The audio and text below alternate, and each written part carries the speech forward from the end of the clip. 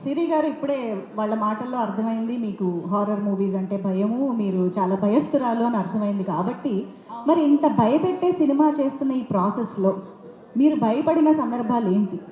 మీకు అన్కంఫర్టబుల్గా కానీ హాంటింగ్గా కానీ అనిపించిన సందర్భాలు ఉన్నాయా? షూటింగ్లో షూటింగ్లో అసలు భయపడలేదు.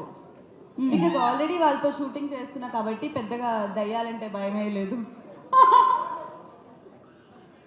కావాల్సిన వ్యాక్సినేషన్ ఇది వ్యాక్సినేషన్ అంటే ఇప్పుడు లేదు, యాక్చువల్లీ షూటింగ్లో అందరూ ఉంటారు కదా, సో భయపడలేదు. కానీ నాకు బేసికలీ చాలా భయం. సో మేము ఒక ఊర్లో షూట్ చేస్తున్నప్పుడు ఈ షూట్ అంతా అయిపోయిన తర్వాత నార్మల్గా ఒక రూమ్లో నేను ఒక్కదాన్ని సింగిల్గా పడుకోవడానికి నాకు చాలా భయం.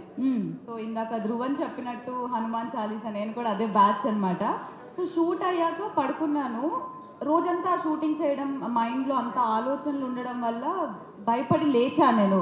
ఒక విండో సీన్ చేశారు షూట్లో, సేమ్ అదే సీన్ నా కల్లోకి వచ్చింది. ఆ రోజు మాత్రం చాలా భయం వేసి నేను ఆ రోజంతా పడుకోలేదు, డైరెక్ట్గా అలానే షూట్కి వెళ్ళా. ఓకే, మీరు సింగిల్గా పడుకోవడానికే భయపడుతున్న సిరిని తీసుకుని వెళ్ళి వంశీ గారు మనం సిరిని సోలోగా కూర్చోబెట్టి సినిమాని చూపించే ఒక ప్రోగ్రామ్ ఏర్పాటు చేద్దామండి. థియేటర్లో సిరి మాత్రమే ఉంటారు, సినిమా ఈషా సినిమా చూడాలి. ఓకేనా? ఇదే మీ టాస్క్. Definitely I'll try.